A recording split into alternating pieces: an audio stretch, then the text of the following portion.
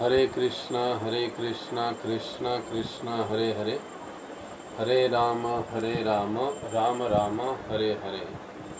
जय राधा माधव कुंज बिहारी, गोपीजन वल्लभ गिरिवर धारी। जय राधा माधव कुंज बिहारी, गोपीजन वल्लभ गिरिवर धारी। यशोदानंदन ब्रज जन रंजना, यशोदानंदन ब्रज जन रंजना। यमुना तीरावनचारी, यमुना तीरावनचारी। जय राधा माधव कुंज बिहारी, गोपीजन वल्लभ गिरिवर धारी। जय राधा माधव कुंज बिहारी, गोपीजन वल्लभ गिरिवर धारी। यशोदानंदन ब्रज जन रंजना, यशोदानंदन ब्रज जन रंजना। यमुना तीरावनचारी, यमुना तीरावनचारी।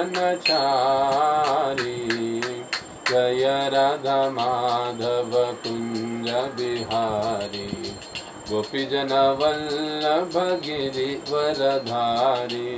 जय राधा माधव कुंज बिहारी, गोपीजन वल्लभ गिरिवर धारी।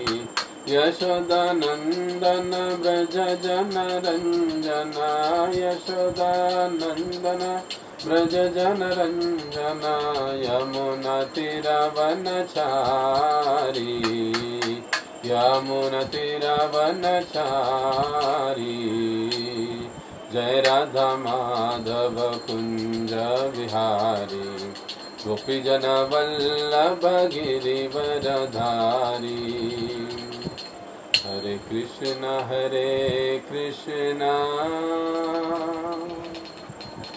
कृष्ण कृष्ण हरे हरे,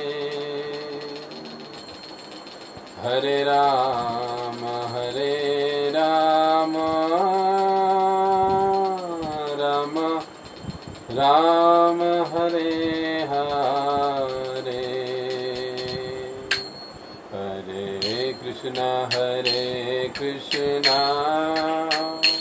कृष्णा कृष्ण हरे हरे, हरे राम राम हरे हरे। हरे कृष्णा कृष्णा कृष्ण हरे हरे, हरे राम राम हरे हरे। हरे कृष्णा कृष्णा कृष्ण हरे हरे, हरे राम राम हरे हरे। हरे कृष्णा कृष्णा कृष्ण हरे हरे, हरे राम राम राम हरे हरे। हरे कृष्णा कृष्णा कृष्ण हरे हरे, हरे राम राम राम हरे हरे। हरे कृष्णा कृष्णा कृष्णा हरे हरे, हरे राम राम राम हरे हरे। हरे कृष्ण कृष्ण कृष्ण हरे हरे, हरे राम राम राम हरे हरे, हरे कृष्ण कृष्ण कृष्ण हरे हरे, हरे राम राम राम हरे हरे, हरे कृष्ण कृष्ण कृष्ण हरे हरे, हरे राम राम राम हरे हरे, हरे कृष्ण कृष्ण कृष्ण हरे हरे, हरे राम राम हरे हरे, हरे कृष्ण कृष्ण कृष्ण हरे हरे, हरे राम राम हरे हरे, हरे कृष्ण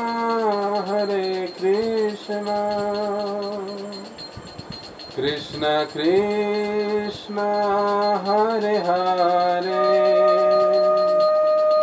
हरे राम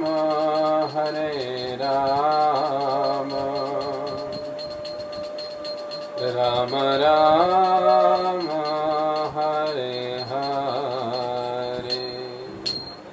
बोलो श्री श्री राधा कुंज बिहारी भगवान की जय, श्री श्री निताई गौर सुंदर भगवान की जय, श्री श्री लक्ष्मी नरसिंह देव भगवान की जय, श्री नरसिंह चतुर्दशी महामहोत्सव की जय, जगत गुरु श्रील प्रभुपाद की जय, निताई गौर प्रेमानंदे हरि हरि बोल। ओम नमो भगवते वासुदेवाय, ओम नमो भगवते वासुदेवाय, ओम नमो भगवते वासुदेवाय, नारायणं नमस्कृत्यं नरं चैव नरोत्तमं, देवीं सरस्वतीं व्यासं ततो जयमुदीरये, नष्टप्रायेषु अभद्रेषु नित्यं भागवत सेवया, भगवती उत्तमश्लोके भक्तिर्भवति नैष्ठिकी, कृष्णाय वासुदेवाय देवकी नंदनाय च नंदगोपकुमाराय गोविंदाय नमो नमः। उग्रं वीरं महाविष्णु ज्वलन्तं सर्वतोमुखे, नरसिंहभीषणं भद्रं मृत्युर्मृत्युर्नमाम्यहम्। हरे कृष्ण। मूकं करोति वाचालं पंगुं वन्देते गिरिं यत्कृपातमहं वन्दे श्रीगुरो दीनतारिणं। हरे कृष्णा। सबसे प्रथम आप सभी भक्तों को नरसिंह चतुर्दशी की उपलक्ष्य में हार्दिक शुभकामनाएं। सभी भक्त जो सुन रहे नहीं सुन रहे, भगवान श्री श्री नरसिंह देव उन सभी भक्तों के भक्तिमय जीवन में जो कोई भी बाधा है या बाधाएं हैं, उन बाधाओं को तुरंत यथाशीघ्र नष्ट करे और हम सभी भक्तों को जल्द से जल्द कृष्ण भावना में प्रगति करने हेतु अपना कृपा आशीर्वाद प्रदान करें। तो आज भगवान नरसिंह देव का प्राकट्य दिवस है, सभी जानते हैं। कई सारे भक्तों में दिन भर कई सारी कथाएं सुनी होंगी, कीर्तन अटेंड किए होंगे, यज्ञ अटेंड किए होंगे। पूरा दिवस आज कृष्ण भावना भावित, या ये कहिए नरसिंह भावना भावित रहा, और रहना भी चाहिए। एक भक्त का ये प्रथम कर्तव्य होता है कि उसे अपनी चेतना को बारंबार इस प्रकार से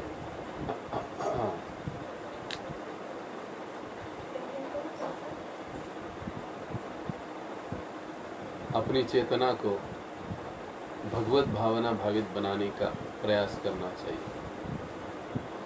और ये प्रयास आसान हो, इसलिए हमारे पूर्ववर्ती आचार्य, हमारे वर्तमान आचार्य, इन्होंने हमें ये मौका प्रदान किया है कि इस प्रकार से भगवान के आविर्भाव दिवस हम मनाएं, उत्सव मनाएं। उत्सव में अलग अलग प्रकार की सेवा करें, चाहे श्रवण की सेवा हो, कीर्तन की सेवा हो, या अलग अलग प्रकार से और अन्य प्रकार की सेवाएं हो, ताकि इसके माध्यम से हमारा मन, हमारी बुद्धि, हमारी इंद्रिय, वह सारा समय भगवान की चिंतन में, सेवा में लगा रहे।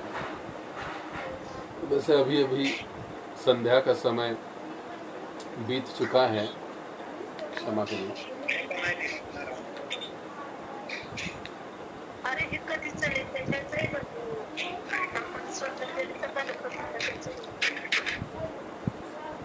तो अभी संध्या का समय बीत चुका है और अभी कुछ समय पहले भगवान श्री श्री नरसिंह देव प्रकट हुए।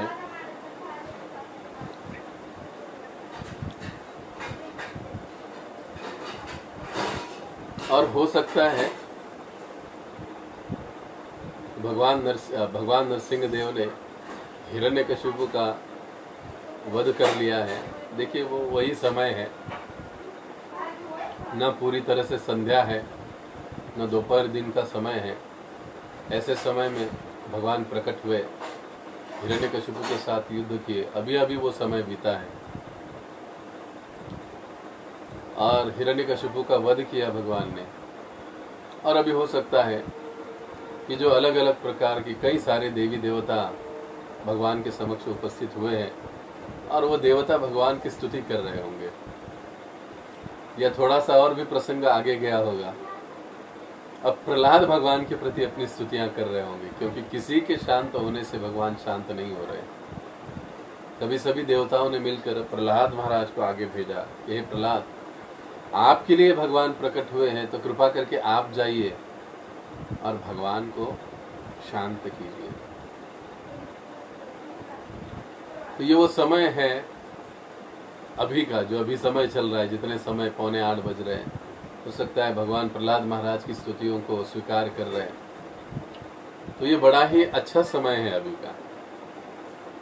तो मैं सोच रहा था, अभी कुछ ही समय पहले हमारे यहाँ भी अभिषेक हुआ, तो मैं सब सोच रहा था कि अब भगवान प्रकट हो गए, अब युद्ध होगा, हिरण्यकशिपु के साथ लड़ाई होगी, उनका वध होगा, फिर सैनिकों का वध होगा, फिर देवी देवता भगवान की स्तुति करेंगे, फिर प्रहलाद महाराज भगवान की स्तुति करेंगे। तो यही समय है हमारी ओर से भी भगवान श्री श्री नरसिंह देव को अपनी प्रार्थनाएं अर्पित करने का।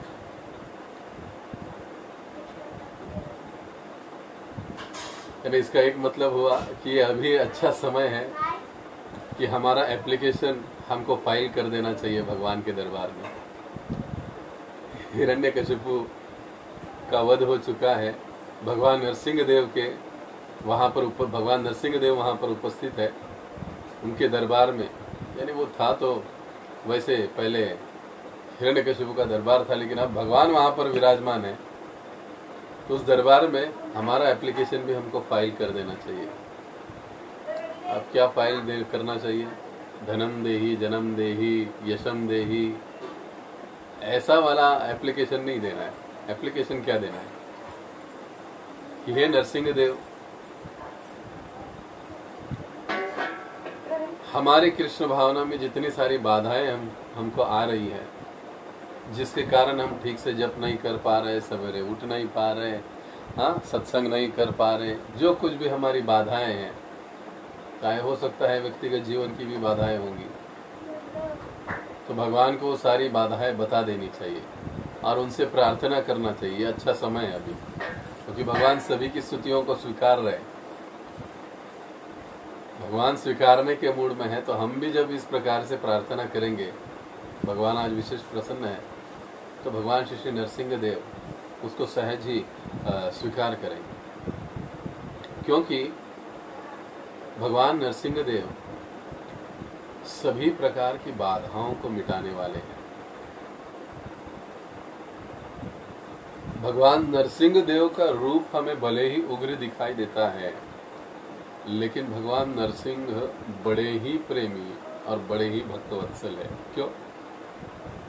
क्योंकि वो आए ही है भक्त के लिए और एक भक्त की रक्षा करने के लिए। भगवान श्री श्री नरसिंह देव भक्त वत्सल है और साथ ही साथ भक्त रक्षक कहलाए जाते हैं।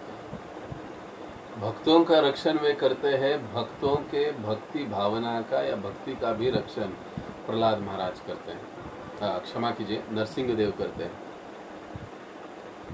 इसीलिए भगवान भगवद गीता में कहते हैं, परित्राणाय साधूनां विनाशाय च दुष्कृतां धर्म संस्थापनार्थाय संभवामि युगे युगे। क्या कहते हैं भगवान? इस साधुओं की रक्षा करने के लिए सबसे पहला भगवान साधुओं को प्रेफरेंस देते हैं, उनकी रक्षा करने के लिए। इसीलिए भक्त बनना ये बड़े चतुराई की बात है। कई बार लोग कहते हैं, अरे ये क्या भक्ति करके भक्त बन के क्या होगा? नहीं नहीं नहीं, भक्त बनना ये सबसे चतुराई की बात है। क्योंकि जब कुछ रक्षण करने की बात आती है, कोई मदद करने की बात आती है, तो भगवान सबसे पहले परित्राणाय साधूनां, साधुओं की यानी भक्तों की रक्षा करते हैं, उनको पहले संभालते हैं। अब आप ये मत कहिए कि ये भगवान का पक्षपात है। भगवान बिल्कुल किसी का पक्षपात नहीं करते। प्रभुपाद समझाते हैं, जैसे एक माता पिता के 4-5 बच्चे हैं, उनमें से हो सकता है 2-3 बच्चे बदमाश है, माता पिता की सुनते नहीं है, लेकिन 1-2 ऐसे हैं कि जो माता पिता का सुनते हैं, सारी आज्ञा मानते हैं, उनको देखभाल करते हैं, उनकी सेवा करते हैं। तो माता पिता का स्वाभाविक प्रेम इन 2 बच्चों की ओर थोड़ा सा ज्यादा ही होता है। हालांकि बाकी बच्चों को भी वो दूसरे नहीं मानते हैं, फिर भी वो उनको देखते हैं, उनको खाना पीना देते हैं, उनकी ज़रूरतें पूरी करते हैं, उनको अपने पास रखते हैं, उनकी सारी व्यवस्था देखते हैं, उनके लिए भी करते हैं। लेकिन एक विशेष स्नेह इन 2 बच्चों के प्रति होता है, जो उनके प्रति बड़ा ही लगाव रखते हैं। तो ये स्वाभाविक है। तो इसके लिए हम ये नहीं कह सकते कि माता पिता पक्षपात करते, नहीं, ये तो स्वाभाविक है। उसी प्रकार से भगवान का जब हम भक्त बन जाते हैं, तो भगवान के हम प्राधान्य श्रेणी में, प्रेफरेंशियल लिस्ट में आ जाते हैं। इसलिए हमको प्रयास करना चाहिए कि अच्छे से अच्छे भक्त बने और भक्त बनने के बाद अच्छे भक्त बने, दिखाओ भक्त नहीं, अच्छे भक्त बने। तो इस प्रकार से गीता में भगवान जो कहे कि मैं साधुओं की रक्षा करने के लिए आता हूँ, धर्म की स्थापना करने के लिए आता हूँ, तो भगवान श्री कृष्ण आदि पुरुष हैं। वे ही अलग अलग उद्देश्यों की पूर्ति के लिए अलग अलग रूपों को धारण करके अलग अलग समय पर प्रकट होते हैं, अलग अलग भावों में प्रकट होते हैं। जैसे वही भगवान प्रभु रामचंद्र जी के रूप में आते हैं और रावण एंड कंपनी का वध कर देते हैं, उनको खत्म कर देते हैं। वही भगवान जब श्री कृष्ण स्वयं भगवान आते हैं, श्री कृष्ण, तब वो शिशुपाल आदि जैसे असुरों का, कंस का, इनका वध कर देते हैं। वही जब नरसिंह भगवान के रूप में आते तो हिरण्यकशिपु आदि असुरों का वध कर देते हैं। वही भगवान श्री कृष्ण जब श्री चैतन्य महाप्रभु के रूप में आते तो वो असुर प्रवृत्ति का नाश करते, उसको नष्ट करने के लिए आते। महाप्रभु असुरों को नहीं मारते, ये दया भाव का और अगला स्टेप है। वो असुरों को नहीं मारते हैं, असुरों की जो आसुरी प्रवृत्ति है उस प्रवृत्ति को नष्ट करने के लिए महाप्रभु आते हैं। और जब इन चीजों को हम समझते हैं, इस प्रकार से नरसिंह भगवान के प्रति हम प्रार्थना को अर्पित करते हैं, नरसिंह भगवान की भी सेवा हम करते हैं, भगवान श्री कृष्ण की सेवा हम लोग करते हैं, तो यही भगवान की शक्ति, विशेष रूप से नरसिंह भगवान की शक्ति हमें भगवत धाम वापस ले जाती है। कैसे? क्योंकि भगवान नरसिंह देव की कृपा से ही हमारे आध्यात्मिक जीवन की समस्त बाधाएं या हमारे जीवन की समस्त बाधाएं दूर हो जाती हैं। कई बार हम महाराष्ट्र में देखते हैं कि लोग गणपति की पूजा करते हैं, गणेश जी का पूजन करते हैं, लेकिन गणेश जी का जो पूजन होता है, गणेश जी को विघ्नहर्ता कहा जाता है। ये विघ्न हरने की शक्ति गणेश जी को कहाँ से मिलती है? ब्रह्म संहिता नामक ग्रंथ में ब्रह्मा जी कहते हैं यत्पाद पल्लव विनिधाय कुंभ, वो कहते कि जो गणेश जी है विघ्न हरने की शक्ति स्वयं को प्राप्त करने हेतु क्या करते हैं? नरसिंह भगवान के दोनों भी श्री चरण अपने मस्तक पर धारण करते हैं। इसीलिए हम देखते हैं गणेश जी का तिलक एक विशेष प्रकार का तिलक है, और वो तिलक यानी भगवान के दोनों श्री चरण हैं जो उन्होंने अपने कपाल पर धारण किए हैं, जिसके कारण समस्त इस भौतिक जगत के जीवों के जो विघ्न हैं उसको हरने की शक्ति उन्हें प्राप्त होती है। तो सोचिए, अगर हम सीधे भगवान श्री नरसिंह देव के चरण में आए तो फिर क्या कहना। इनडायरेक्टली जाने से तो अच्छा है कि हम डायरेक्टली, इसीलिए कहा जाता है कृष्ण भक्त बड़ा चतुर, कि कृष्ण भक्त बड़े चतुर होते हैं। वो कोई भी काम इनडायरेक्टली नहीं करते हैं, वो डायरेक्ट कार्य करते हैं। तो इस प्रकार से श्रील प्रभुपाद जी भी इसके बारे में कहते हैं। अच्छा, श्रील प्रभुपाद जी का सेंटेंस है, वाक्य है कि किसी ने एक बार मायापुर में श्रील प्रभुपाद जी से पूछा कि प्रभुपाद जी, भगवान का नरसिंह रूप ये कैसा है, बड़ा ही अटपटा और विचित्र लगता है। तो प्रभुपाद जी कहने लगे, नहीं, भगवान नरसिंह देव के स्मरण मात्र से व्यक्ति के जीवन का सभी कुछ मंगल हो जाता है। तो सोचिए, अगर हम प्रतिदिन नरसिंह भगवान को प्रार्थना, इसीलिए श्रील प्रभुपाद जी ने इस्कॉन में नरसिंह देव की स्थापना की, और वो भी विशेष रूप से उग्र नरसिंह की स्थापना की। कई बार बाहर भौतिक जगत में लोग कहते हैं कि उग्र नरसिंह का पूजन नहीं करना चाहिए, और अगर करते भी है तो उसके विधि विधान काफ़ी कठोर होते हैं, ऐसे कहा जाता है, बताया जाता है, और बात सही भी है। लेकिन फिर भी श्रील प्रभुपाद जी ने इस प्रकार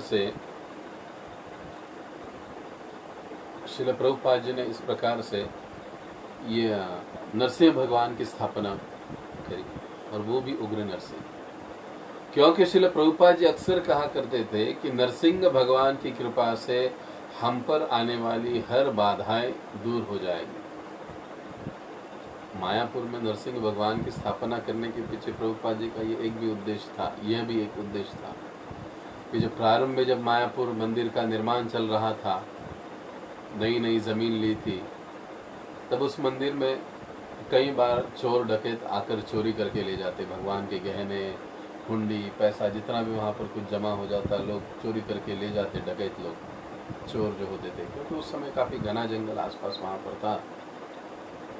और एक बार तो बहुत बड़ा डकैत हुआ मंदिर में, काफ़ी नुकसान हुआ, कई भक्तों को मारा पीटा गया। हमारे जो परम पूज्य भक्ति राघव स्वामी महाराज हैं, उनको काफ़ी तकलीफ हुई, उनको गोली लग गई, इंजरी हो गई एक पैर में, लेकिन उन्होंने बहुत कड़ाई के साथ उन गुंडों का विरोध किया। लेकिन उसके बाद श्रील प्रभुपाद जी ने फिर कहा कि नहीं, यहाँ पर हम उग्र नरसिंह भगवान की स्थापना करेंगे, और जब स्थापना होगी तो भगवान स्वयं हम सब की और इस मंदिर की रक्षा करेंगे। और जब वहाँ पर स्थापना हो गई भगवान नरसिंह देव की, तो उसके बाद ये जो सारी घटनाएं ही बंद ही हो गई। बाद में आज तक कभी किसी ने डकैती की ही नहीं, वहाँ पर कोई आया ही नहीं। तो ये विशेषता है, भगवान नरसिंह देव भक्तों के जीवन की सभी प्रकार की बाधाओं को हर देते हैं। इसीलिए श्रील प्रभुपाद जी कहते हैं कि नरसिंह भगवान के स्मरण मात्र से भक्त के जीवन में सब कुछ मंगल हो जाता है। यही एकमात्र विशेष ऐसे अवतार है नरसिंह देव जी का कि जिसमें भक्तों के विघ्न भगवान दूर करते हैं। तो आइए थोड़ा सा हम कथा को आगे बढ़ाते हैं। प्रसंग वहां से शुरू करते हैं 7वें स्कंद में। हिरण्याक्ष का वध वराहदेव ने कर दिया है और बात हिरण्यकशिपु को पता चल जाती है। वो बड़ा ही क्रोधित हो जाता है और क्रोधित होने के साथ साथ बदले की भावना से भर जाता है। भगवान विष्णु को वो अपने जीवन का फर्स्ट नंबर का शत्रु मानता है, पहले नंबर के शत्रु। और अब अगर इनको परास्त करना है, यहाँ तक कि नरसिंह पुराण में एक स्थान पर कथा आती है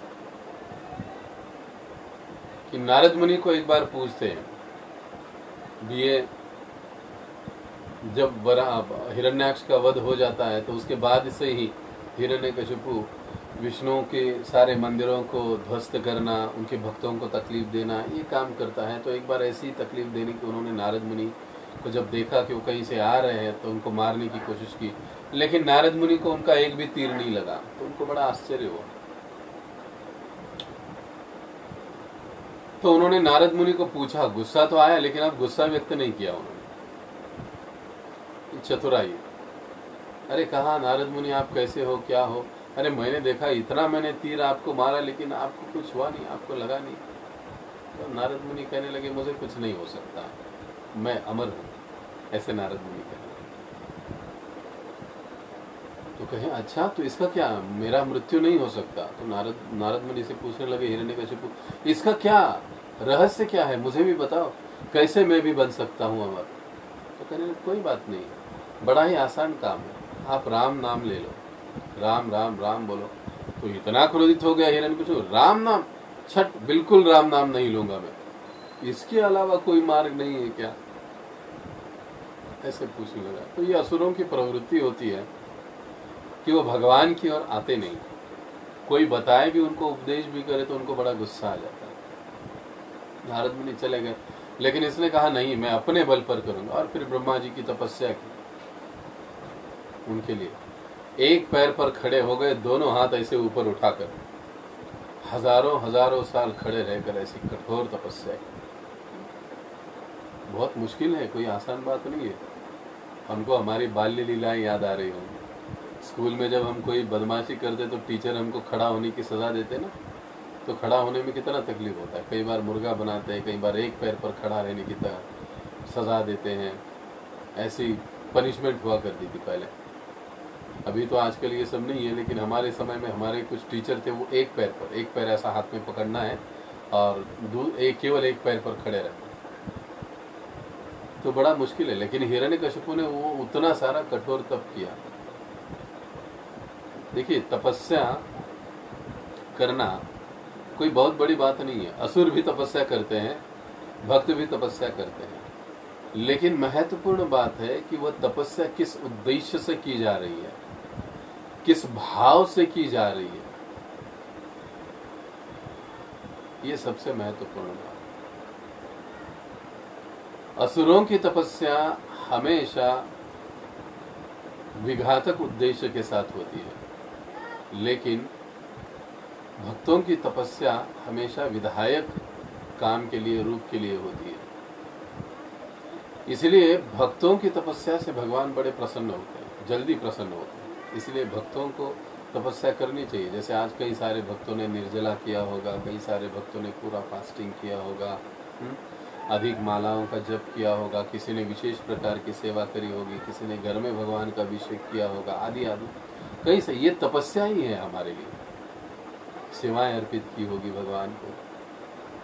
तो इन तपस्याओं से भगवान प्रसन्न होते हैं, और नरसिंह भगवान तो बहुत जल्दी प्रसन्न होते हैं। तो हिरण्यकशिपु इस प्रकार से तपस्या कर रहा है, लेकिन उसका उद्देश्य क्या है? मुझे विष्णु का वध करना है। जब तक मैं अमर नहीं बनूंगा तब तक विष्णु को मार नहीं सकूंगा। देखिए, इस जगत में चींटी से लेकर तो देवता तक सभी को मृत्यु का भय सताता है। इसलिए इंद्र भी ऋषियों की तपस्याओं को भंग करने के लिए अप्सराओं को भेजते रहते हैं। अपना पद चला जाने का अपना स्थान चला जाने का डर उसे भी रहता है। हर जीव को ये भय सताता है, देवता तक भयभीत रहते हैं। तो इस प्रकार से उन्होंने तपस्या की, ब्रह्मा जी प्रसन्न हुए, ब्रह्मा जी आ गए, लगे बोलो क्या चाहिए, तो कहे मुझे अमर बनना है। तो ब्रह्मा जी कहने लगे भाई मैं अमर नहीं हूं तो तुझे अमर कैसे बना सकता हूं, इसके अलावा कुछ नहीं। देखो एक महत्वपूर्ण बात है, you can give what you have. आपके पास जो होगा वही आप दे सकते हो, जो चीज आपके पास है ही नहीं वो आप दे नहीं सकते। इसका मतलब हम आध्यात्मिक जीवन में ढोंग नहीं कर सकते।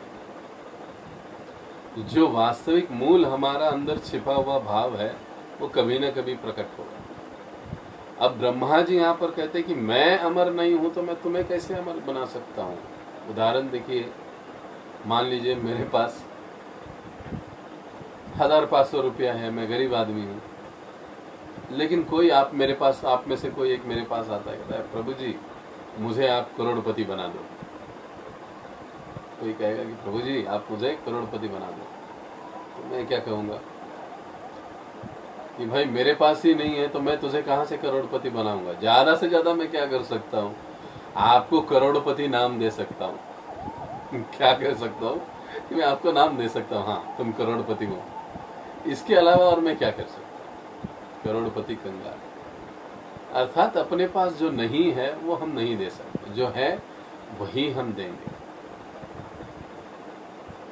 तो ब्रह्मा जी ने कहा कि नहीं भाई अमरता तो मेरे पास भी नहीं है तो मैं तुम्हें कैसे दे सकता हूं, बदले में और कुछ देखो दूसरा कुछ मांगो।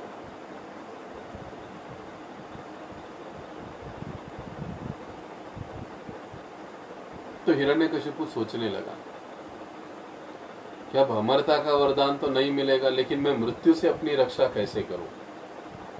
ठीक है, जैसे हमने कहा कि इस भौतिक जगत में सभी को मृत्यु का भय है, सभी नाशवान है, लेकिन एक विशेष बात है जो हमें शास्त्र बताते हैं कि जो भगवान श्री कृष्ण का नाम लेता है वो अमर बन जाता है।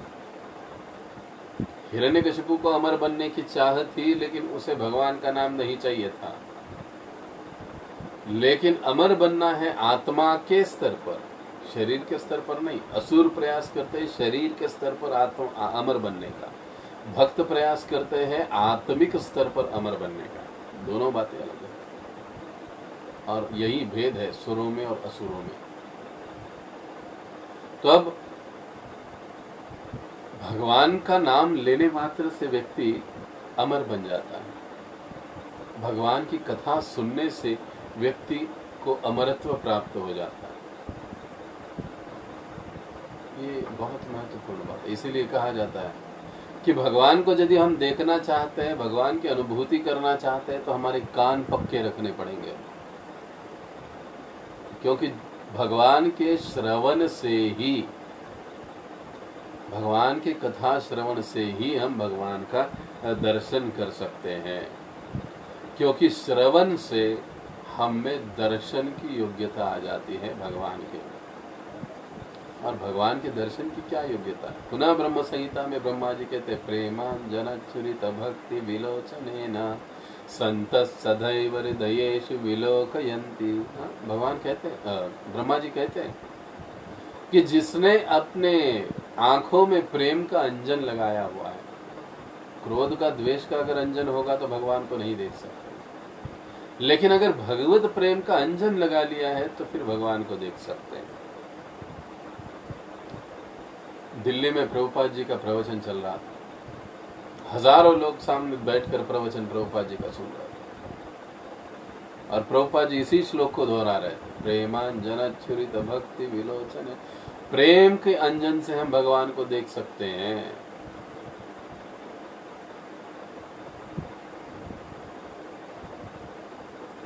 तो उसमें से एक व्यक्ति उठकर खड़ा हुआ, मैंने लगा स्वामी जी क्या आप मुझे भगवान दिखा सकते हो?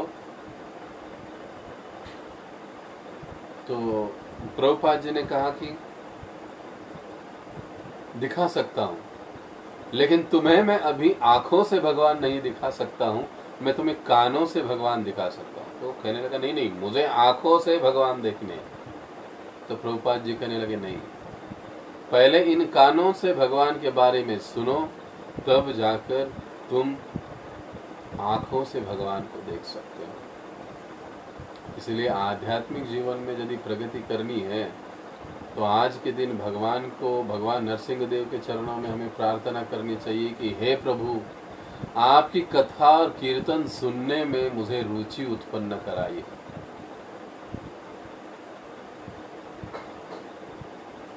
आपकी कथा और कीर्तन सुनने में मुझे रुचि उत्पन्न कराइए, क्योंकि यही एकमात्र मार्ग है आपकी साक्षात्कार का, आपको प्राप्त करने का।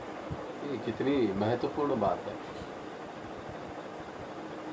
से कितने भक्त हैं हमारे पास, हमारे साथ ग्रुप में, लेकिन सुन रहे कुछ 12, 15, 20 भक्त। इसका अर्थ क्या है? ये जो ऐसे विशेष दिन हैं, इन दिनों में हमें ये ऐसी प्रार्थनाएं भगवान को करनी चाहिए कि हे प्रभु, आपकी कथा सुनने की रुचि, तीव्रता हमें प्रदान करो। जहाँ पर आपकी कथा हो, कथा चल रही हो, हमें वहाँ पर उपस्थित रहने में जो भी बाधाएं आती है, चाहे मानसिक हो, शारीरिक हो या अन्य प्रकार की भौतिक बाधाएं, उन बाधाओं को हटाओ और हमें रुचि और तीव्र इच्छा प्रदान करो। ये हमें भगवान से आज के दिन मांगना चाहिए। तो प्रभुपाद जी ने उस व्यक्ति को कहा, कान से सुनो तब आंखों से देख सकते हो। तो ये महत्वपूर्ण बात। अब हिरण्यकशिपु ने सोच लिया और वरदान मांग लिया कि मैं अमरता का वरदान तो है प्रभु, आप मुझे नहीं दे सकते हो, तो कृपा करके ऐसा वरदान दीजिए कि मुझे न मनुष्य मार सकता है, न देवता, न पशु, न पक्षी, न ऊपर न नीचे, न दिन में न रात में, न घर में न बाहर, न अमेरिका में न भारत में। हाँ, ऐसे भी कहा होगा। से कई सारे उन्होंने लिस्ट लंबी करके मांग लिया भगवान से, और अपने आप को सोच लिया कि अब मैं अपने आप को सुरक्षित कर लिया।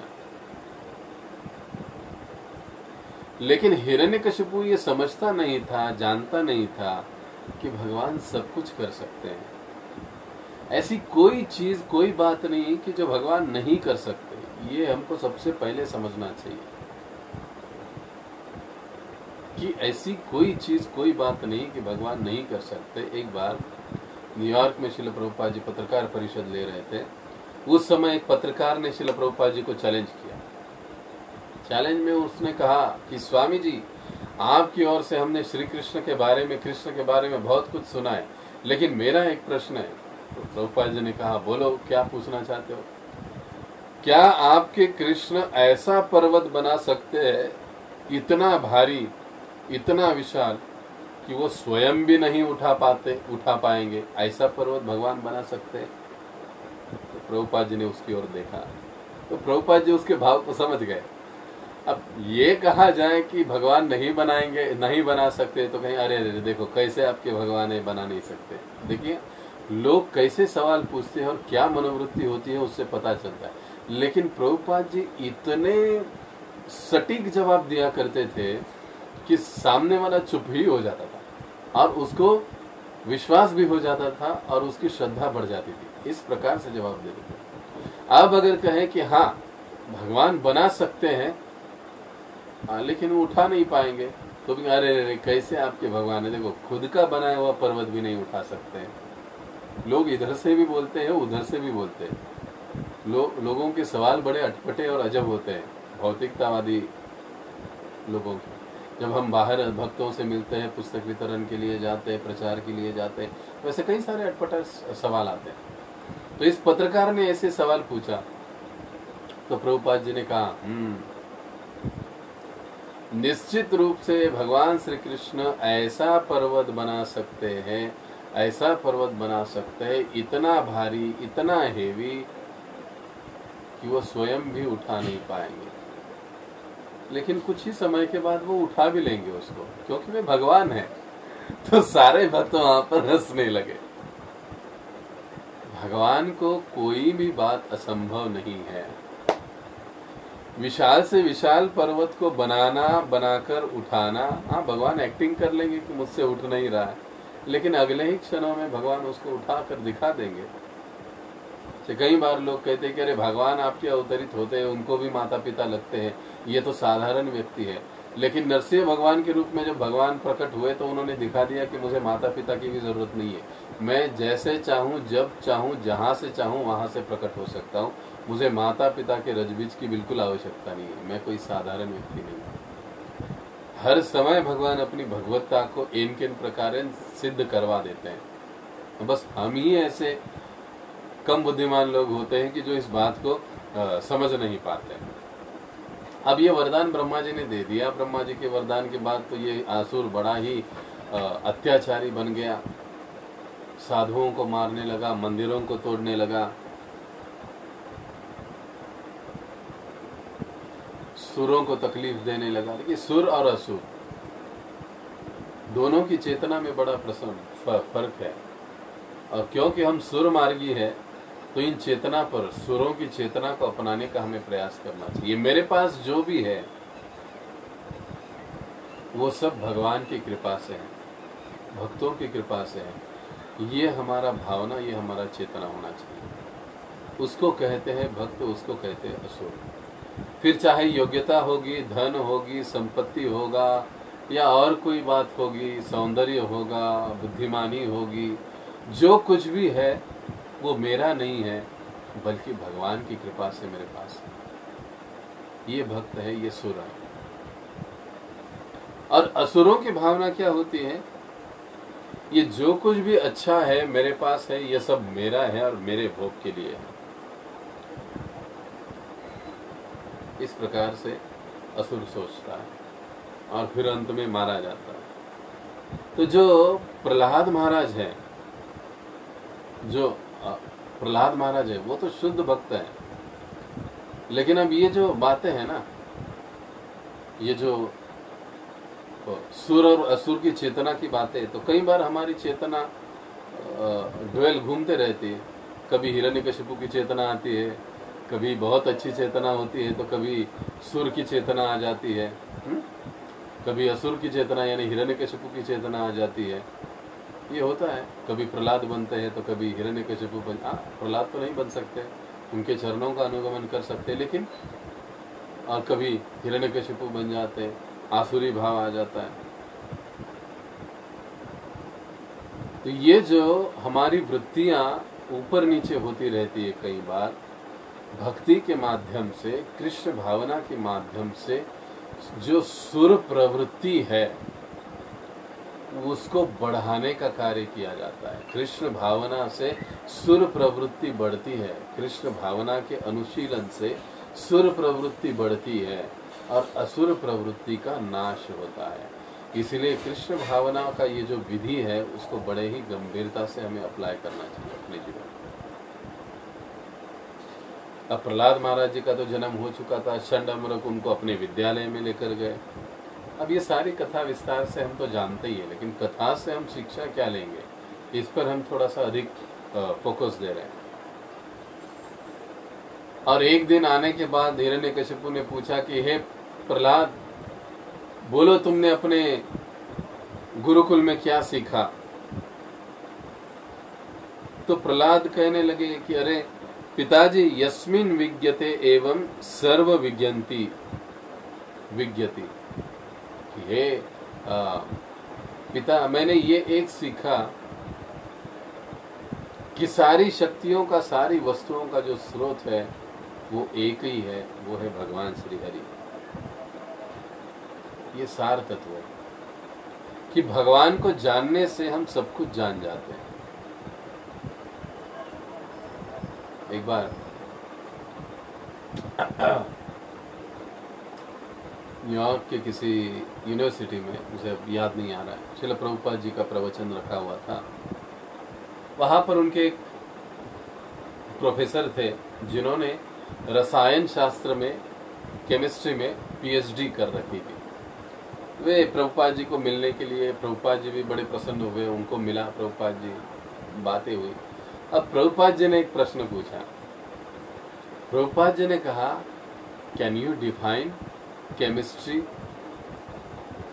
क्या आप रसायन शास्त्र की व्याख्या मुझे बता सकते हो कि रसायन शास्त्र किसे कह सकते हैं? तो वो सोचने लगा, रसायन शास्त्र की व्याख्या कैसे करें? आज भी अगर आप देखोगे तो रसायन शास्त्र का डेफिनेशन आपको नहीं मिलेगा। कहीं दुनिया भर के आपको केमिकल के आपको बाइफर्गेशन मिल जाएगा, लेकिन उसका डेफिनेशन बड़ा मुश्किल, वो है ही नहीं। तो कहा नहीं, it is how it is possible. हम इतने बड़े केमिस्ट्री को, साइंस को हम कैसे इसका डिफाइन कैसे कर सकते हैं? एक डेफिनेशन में उसको कैसे बांध सकते हैं? तो प्रभुपाद जी कहने लगा लिसन, प्रभुपाद जी कहने लगे लिसन, अब मैं आपको सुनाता हूँ कि रसायन शास्त्र का डेफिनेशन क्या है, व्याख्या क्या है। प्रभुपाद जी कहने लगे, अस्तित्व में जितने सारे केमिकल या रसायन हैं, वो सारे रसायन भगवान श्री कृष्ण से आते हैं। ये है तुम्हारे रसायन शास्त्र की व्याख्या। और जो इस बात को समझता है उसने रसायन शास्त्र अच्छे से समझ लिया। ये कितनी सरल व्याख्या कर दी प्रभुपाद जी ने। वो आदमी चुप ही बैठ गया। अब वैसे ही बायोलॉजी का डेफिनेशन क्या हो सकता है? अस्तित्व में जितने सारे जीव है वो सारे जीव भगवान से ही आते हैं, वो अपने आप नहीं बनते। ममैवांशो जीवलोके जीवभूत सनातन, ये बायोलॉजी का डेफिनेशन हुआ कि सारे जो जीवात्माएं हैं, सारे जो जीव है, ये भगवान श्री कृष्ण से ही आते हैं। तो ये श्रील प्रभुपाद जी हर समय बड़ा ही सटीक और कृष्ण भावना का वर्धन करने वाला जवाब दिया करते थे हर व्यक्ति को। तो ये सबसे महत्वपूर्ण बात है कि लोगों के जो प्रश्न होते हैं उनका जवाब कैसे दिया जाए। हम सभी वो कथा को जानते हैं। एक आधुनिक व्यक्ति आता है, नौका में अपने गांव में जाने के लिए नौका में बैठता है और उस नौका वाले को पूछता है, अरे तुम्हें पता है फिलहाल में एंड्रॉयड फ़ोन में कौन सा लेटेस्ट वर्जन चल रहा है? वो कहता है, बाबूजी मुझे क्या पता, मैं तो अपना रोज नौका चला के उधर निर्वाह करता हूँ। कहता है, अरे तुझे मोबाइल फ़ोन पता नहीं है? अरे तेरा जिंदगी 25% बेकार चला गया। आगे थोड़ी दूर जाता है, अरे क्या तुम्हें पता है आज इंडिया के पॉलिटिक्स में क्या चल रहा है? कौन सा पार्टी हारा, कौन सा जीता, क्या हो गया, कौन मरा, कौन जिया, किसने कितना खाया पिया? कहने लगा, बाबूजी मुझे क्या दुनिया से लेना देना है, मैं अपना रोज कमाता हूँ, रोज खाता हूँ, सरकार कोई भी आए कोई भी जाए, मुझे क्या फर्क पड़ता है? कहे, अरे जिस देश में रहते हो उसका पॉलिटिक्स तुमको पता नहीं, तुम्हारा जीवन तो 50% बेकार हो गया। आगे चला और कुछ ऐसे ही उठपटांग प्रश्न पूछा, क्या तुमको ये पता है, वो पता है? वो कहने लगा, बाबूजी मुझे कुछ नहीं पता, मुझे सिर्फ इतना पता है, बस रोज सवेरे आना है, यहाँ पर नौका चलाना है, पैसा कमाना है, जाना है, घर संभालना है, बस मैं इतना ही जानता हूँ, इसके आगे कुछ नहीं। कहता, अरे अरे तेरी जिंदगी बेकार है। इतने में कुछ तो तूफान आ गया सागर में, नौका डोलने लगी। तो अब ये नाविक जो है वो कहने लगा कि साहब जी, बाबूजी अब जल्दी से छलांग लगाओ, हमें तैर कर ही उस तीर पर जाना पड़ेगा। कहने लगा, तैरना? ये तैरना तो मेरे केमिस्ट्री में लिखा नहीं था, ये तो मैंने कभी किया नहीं, मुझे तैरना नहीं आता है। अरे इतनी दुनियादारी की बातें आती है और तैरना नहीं आता है, तुम्हारा तो 100% जीवन बेकार गया। देखो, ये उदाहरण हम थोड़ा सा हमारे भक्तिमय दृष्टि से भी ले सकते हैं। हम सेवा बहुत अच्छी कर लेते हैं, भोग अच्छा बना लेते हैं। हाँ, कई बार सोचता हूँ मैं प्रवचन अच्छा दे देता हूँ, मैं अच्छी भगवान की सेवा कर लेता हूँ, बहुत अच्छे फूल बना लेता हूँ, हार मालाएं बना लेता हूँ भगवान के लिए, अच्छा मार्जन कर लेता हूँ, अच्छा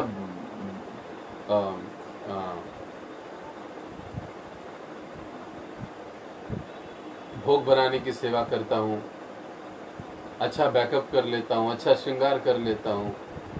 लेकिन आज के दिन में प्रश्न पूछना चाहिए, क्या मैं अच्छा जप कर पाता हूँ?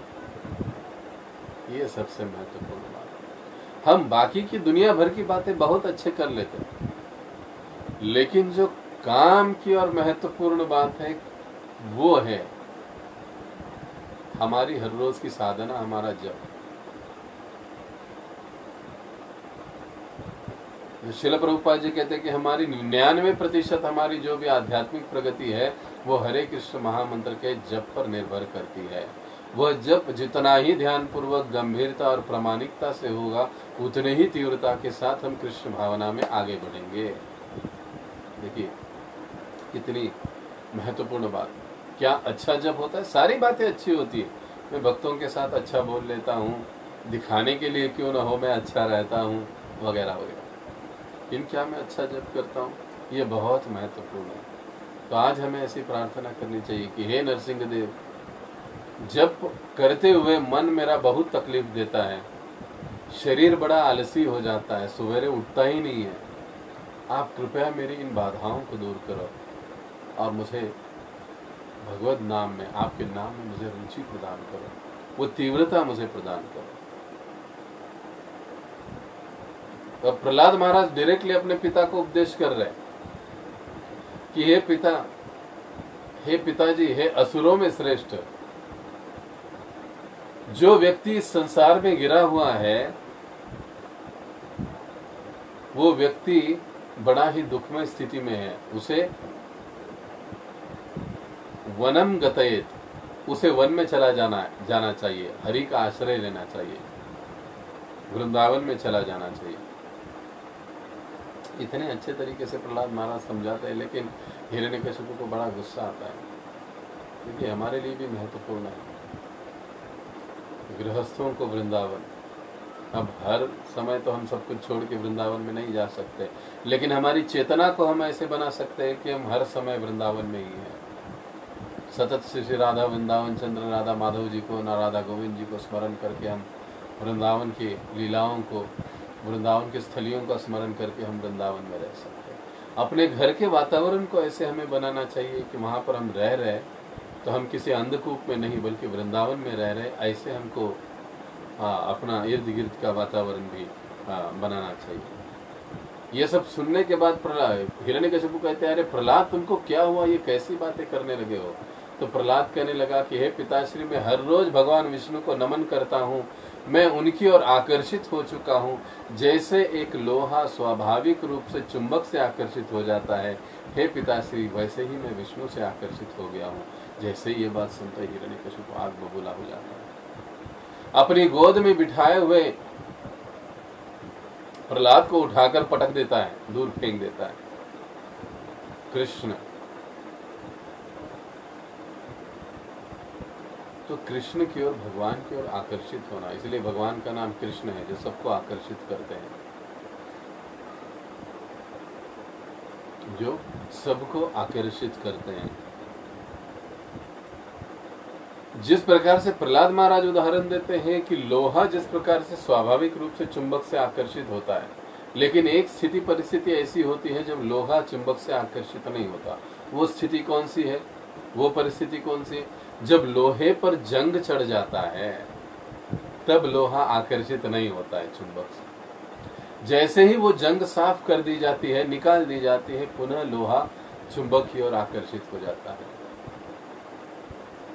ठीक उसी प्रकार से वर्तमान समय में हमारी चेतना पर काम, क्रोध, लोभ, मद, मोह, इंद्रिय भोग, इसका जंग लगा हुआ है, इसलिए हम भगवान की ओर आकर्षित नहीं हो पाते हैं। अगर इस जंग को हटा दे तो हम स्वाभाविक रूप से भगवान की ओर आकर्षित होंगे। और इसकी विधि क्या है, जो चैतन्य महाप्रभु ने हमको बताई? चेतो दर्पण मार्जनम भव महादावागरी निर्वाण। ये श्री कृष्ण संकीर्तनम, ये उसकी विधि है जो हमको गंभीरता से अपनानी चाहिए। लेकिन समस्या क्या होती है ना, कई बार हम लोग भगवान को प्रेम से नहीं बुलाते, औपचारिकता होती है बुलाने में। भोग भी हम लोग भगवान को भोग भी लगाते हैं तो बुलाते, देखिए ना, हम पूरे हृदय से मैं तो नहीं बुलाता हूँ, आप बुलाते होंगे, लेकिन कि हम उतने हृदय से भगवान को बुलाते, प्रेम से भगवान को बुलाते, ये सबसे महत्वपूर्ण बात है। चाहे आरती का समय हो, चाहे भोग लगाने का समय हो, चाहे श्रवण का समय हो, चाहे नाम जप का समय हो, नाम जपते हम भगवान को पुकारते, लेकिन क्या प्रेम से पुकारते नहीं, केवल औपचारिकता है। भाई गुरु को वचन दिया है 16 माला करना है, खींचना है दिन भर में जैसे तैसे। अरे प्रभु जी ने बोला है तो अब सेवा करनी पड़ेगी। अरे अगर मीटिंग में अटेंड नहीं रहेंगे तो प्रभु जी डांट देंगे, तो चलो जाकर बैठ जाएंगे। ये औपचारिकता हुई। अब औपचारिकता से फॉर्मली अगर हम लोग भगवान को बुलाएंगे तो कैसे आएंगे ना। हमको भी अगर कोई ऐसा औपचारिकता के तौर में बुलाता है तो क्या हम जाते हैं उसके पास? जब हमको लगता है कि अरे नहीं, ये बड़ा ही प्रेम से मुझे बुला रहा है, बड़े ही अच्छे भाव से बुला रहा है, तो हम वहां पर जाते हैं। तो ये भगवान को बुलाने की जो भाव है, विधि है, वो फॉर्मल नहीं केवल होनी चाहिए, वो प्रीति पूर्वकम होनी चाहिए, प्रेम के साथ होनी चाहिए, तब भगवान आते हैं। भाव होना बहुत जरूरी है हमारे हर कार्य। कृष्ण भावना अमृत, इसलिए भावना, भाव, हम कई सारी चीजें भगवान को देते हैं। भगवान वो चीजों के लिए भूखे थोड़ी ना है, लेकिन उन चीजों को जोड़कर हम एक चीज देते हैं। वो क्या होती है? वो हमारा भाव, और उस भाव को भगवान ग्रहण करते हैं। इसीलिए ये महत्वपूर्ण है कि हम जो भी बुला रहे हैं, जो भी दे रहे हैं, जो भी कर रहे हैं, वो भाव के साथ हो, और विशेष रूप से प्रेम के साथ। भारत में कोई एक मंदिर है, मैंने सुना था, वहाँ पर इलेक्ट्रिक आरती होती है। जैसे बटन दबाएंगे कि आवाज़ आता है डुम डुम डुम डुम डुम डुम, और फिर कुछ गाना आरती बज जाती है, और सब ऐसे ही वाद्य बज जाता है, इलेक्ट्रिक पर आरती हो जाती है। ऐसी औपचारिकता से भगवान कभी प्रसन्न नहीं होते हैं। ये बात हमें समझनी चाहिए। कुछ दिनों के बाद रोबोट पुजारी भी रोबोट बन जाएगा, तो क्या भगवान इससे प्रसन्न होंगे? नहीं। भगवान भावग्राही जनार्दना, ये भाव हम में प्रकट करा दो हे नरसिंह देव, आज के दिन कृपा करो। मैं कर तो बहुत कुछ दिखाने के लिए रहा हूं, लेकिन प्रभु इसमें भाव नहीं है। वो भाव आप मुझे आज के दिन दे दो। आज आपका प्राकट्य दिवस है, वो भाव मुझ में आप पैदा करो, वो भाव मुझे प्रदान करो, ताकि आपके सारे कार्य में प्रेम के साथ और भाव के साथ करो। तो देखिए, ये प्रेम के साथ भगवान को बुलाना बड़ा महत्वपूर्ण है। और प्रहलाद महाराज भगवान को बुलाते हैं प्रेम के साथ। कई भक्तों ने बुलाया और भगवान आ गए ना। द्रौपदी ने बुलाया, गजेंद्र ने बुलाया, सुदामा ने, कितने भक्तों ने बुलाया और भगवान गए हैं। हम 20-20 सालों से बुला रहे हैं, क्यों नहीं आ रहे? समझना चाहिए कि हमारी साधना भक्ति में कमी है, हमारे भाव में कमी है, नाम जप में कहीं ना कहीं कमी। आपके नहीं हो सकती है, मेरे हैं। मैं अपने लिए विशेष रूप से कह रहा हूँ। आप सभी अच्छे भक्त हो, लेकिन वो ये हमें समझना चाहिए। तो अब ये सारी प्रहलाद महाराज के जवाब सुनकर तो हिरण्यकशिपु आंख बबूला हो गया, उनको उठा के फेंक दिया, कहने लगा मार डालो इसको, ये कोई काम का नहीं है। लेकिन षंड और अमरक उसको पुनः लेकर गए, पुनः उनको थोड़ा सा पढ़ाया, थोप दिया, और फिर वापस आ गए। वापस हिरण्यकशिपु ने पूछा कि अरे बताओ, सबसे अच्छी कौन सी बात अब सीखी तुमने? तो प्रहलाद महाराज कहने लगे श्रवणम कीर्तनम विष्णु। और जैसे प्रहलाद महाराज की ये बातें सुनी, हिरण्यकशिपु बड़ा क्रोधित हो गया। अरे कहाँ से इतनी शक्ति मिलती है? कैसे तुम मेरे सामने विष्णु का नाम लेने का साहस कर पाते हो? कहाँ से ये शक्ति आती है? प्रहलाद महाराज कहते हैं कि हे पिताश्री, जहाँ से आपको शक्ति मिलती है वहीं से मुझे भी मिल रही है। तो कौन देता है ये शक्ति? मेरे विष्णु, जो चर चर में व्याप्त है। तो क्या इस खंबे में है? प्रहलाद महाराज कहने लगे हाँ, इस खंबे में भी मेरे भगवान है। और एक मुष्टि प्रहार हिरण्यकशिपु ने कर दिया और भगवान वहां से प्रकट हो गए। बोलो भगवान नरसिंह देव की जय। आधा शरीर मनुष्य का और मुख जो है वो सिंह का। ब्रह्मा जी के सारे वरदानों को रखते हुए भगवान नरसिंह देव ने हिरण्यकशिपु का वध किया। दिन में भी नहीं, रात में भी नहीं, दोनों का जब संधि काल होता है उसके समय उनको मारा। ऊपर नहीं, नीचे नहीं, कहां पर? अपनी गोद में जंघाओं पर ले लिया उठाकर, आठवें अध्याय में बहुत बढ़िया, 7वें स्कंद के 8वें अध्याय में बढ़िया वर्णन है। जिस शरीर को वज्र नहीं भेद पाता था, उस शरीर को, हिरण्यकशिपु का जो शरीर था, उस शरीर को नरसिंह देव ने ऐसे यूं अपने हाथों में पकड़ के दबोच लिया। हिरण्यकशिपु कराहने लगा दर्द के मारे, इतना कठोर शरीर लेकिन कराहने लगा, और उसको पकड़ के अपने गोदी में अपनी जंघाओं पर बिठा दिया, कर दिया। ऑपरेशन करना है ना अभी भगवान को उसका, तो भगवान ने अपनी जंघाओं को इस स्ट्रेचर बना दिया है, ऑपरेशन बेड। और अब कैसे? किसी अस्त्र से नहीं, शस्त्र से नहीं, तो भगवान ने अपने नाखूनों के द्वारा भगवान ने नाखूनों के द्वारा हिरण्यकशिपु को मारा। सही नाखून उसके पेट में घुसा दिए और पूरा पेट फाड़ दिया। बोलो नरसिंहदेव भगवान की जय। सारी आंतें बाहर निकाली उसके, और हृदय था ना, हृदय सबसे पहले उसका हृदय वहां से निकाला और निकाल के फेंक दिया। क्यों सबसे पहले हृदय निकाल के फेंक दिया? वहीं पर तो गड़बड़ थी ना सब, वो कृष्ण भावना भाई नहीं था, इसलिए उसको ही पहले निकाल के फेंक दिया, और फिर उन आंतों का हार बना के अपने गले में डाल दिया। बड़े क्रोधित थे नरसिंह भगवान, और सभी देवता आ गए, भगवान को शांत करने की कोशिश करने लगे, और फिर प्रहलाद महाराज ने अपनी स्तुतियां आरंभ कर दी और भगवान शांत हो गए। जैसे ही प्रहलाद महाराज के सर पर नरसिंह देव ने अपना हाथ रखा सांत्वना के रूप में, प्रहलाद महाराज तुरंत भगवान की स्तुति करने लगे कि हे प्रभु, मैं तो असुर कुल में उत्पन्न हुआ हूँ, मैं आपकी स्तुति करने के योग्य कैसे हो सकता हूँ? यहाँ तो इतने बड़े बड़े देवता, शिव ब्रह्मादि सारे देवता उपस्थित हैं, स्तुति करने का अधिकार और योग्यता तो उनकी है। ये भक्त का सबसे महत्वपूर्ण गुण होता है। जब भक्त कॉलर टाइट करता है ना, तो समझ लेना चाहिए गिरने का समय आ गया। लेकिन जब वो सोचता है कि नहीं, मैं दूसरे से भी बड़ा ही गया गुजरा और कम हूँ, तब वो भगवान की दृष्टि में ऊपर उठ जाता है। प्रहलाद महाराज की नम्रता देखिए, जिसके लिए भगवान आ गए। कई बार गुरु महाराज हमारे कंधे पर हाथ रखते तो हम पूरी गांव में ढिंडोरा पिटा देते। देखो मैं गुरु महाराज के कितने करीब हूँ, महाराज मेरे कंधे पर हाथ, महाराज ऐसे, महाराज ने ऐसे किया, वैसे किया। लेकिन यहाँ पर हम देखते प्रहलाद महाराज को बचाने के लिए स्वयं नरसिंह देव आए हैं, लेकिन वो प्रहलाद महाराज क्या सोचते हैं कि हे प्रभु, मैं तो अयोग्य हूँ, मैं बड़ा ही अयोग्य हूँ, असुर कुल में उत्पन्न हुआ हूँ, असुरों के संगति में रहता हूँ, मुझ में भला आपका गुणगान करने की क्या योग्यता है? हे प्रभु, कैसे मैं आपका गुणगान कर सकता हूँ? ये विनीत भाव आध्यात्मिक जीवन में आगे बढ़ने के लिए बहुत महत्वपूर्ण है।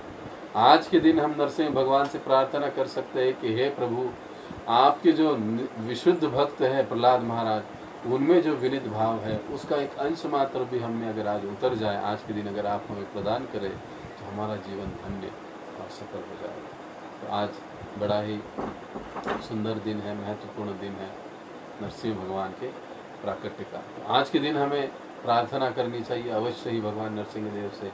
नहीं की होगी तो सोने से पहले अभी कर लो कि हे प्रभु, हमारे आध्यात्मिक जीवन की सारी बाधाओं को दूर करो।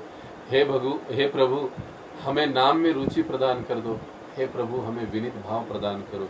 हे प्रभु, हमें भक्तों का संग दो, भक्तों की सेवा दो, सत्संग में जुड़ने की प्रेरणा, तीव्रता हमें प्रदान करो। तो नरसिंह भगवान के चरणों में प्रार्थना करते हुए आज हम इस कथा को यहीं पर विराम देते हैं और अपेक्षा करते हैं कि आज के दिन आप सभी भक्तों पर नरसिंह भगवान, श्री गुरु और गौरांग आप सभी पर अपनी कृपा बनाए रखें। बहुत बहुत धन्यवाद। हरे कृष्ण। जगत गुरु श्रील प्रभुपाद की जय। अनंत कोटि वैष्णव वृंद की जय। बोलो श्री श्री लक्ष्मी नरसिंह देव भगवान की जय। निताय गौर प्रेमानंदे हरि हरि।